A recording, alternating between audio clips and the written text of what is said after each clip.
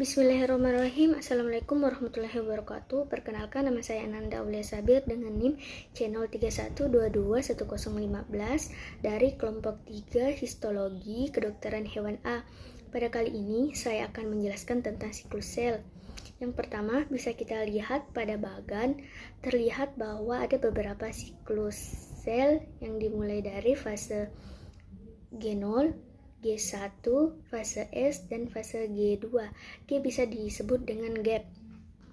Pada fase tersebut, yang pertama adalah fase G0 di mana fase istirahat. Kemudian fase G1, fase ini merupakan proses pertumbuhan sel dan terjadi replikasi RNA.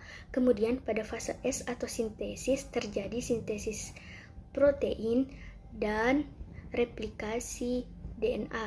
Kemudian pada fase G2 di mana terjadi pengawasan dari hasil replikasi tersebut, apakah replikasi tersebut menjadi ganda. Yang fungsi selanjutnya pada G2 itu sebagai persiapan sintesis untuk melakukan mitosis.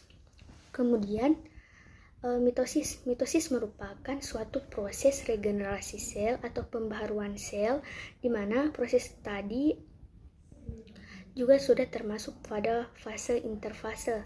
Kemudian beberapa fase-fase mitosis yaitu terdiri atas profase, metafase, anafase, dan telofase.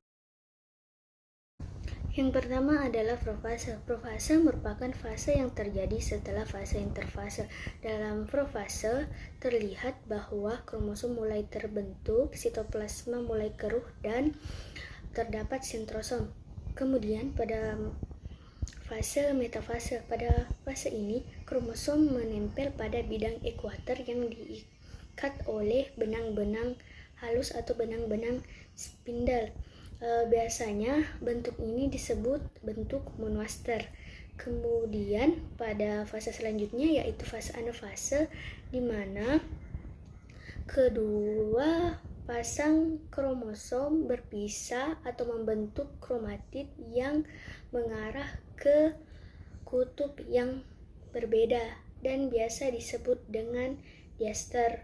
Kemudian pada fase terakhir di mana membran inti sudah mulai kembali dan organel membelah, sehingga pada fase setelah ini terjadi fase sitokinesis atau pembelahan sitoplasma. Mungkin itu saja penjelasan singkat saya mengenai siklus sel. Jika ada terdapat kekeliruan, mohon dimaafkan. Sekian, wassalamualaikum warahmatullahi wabarakatuh.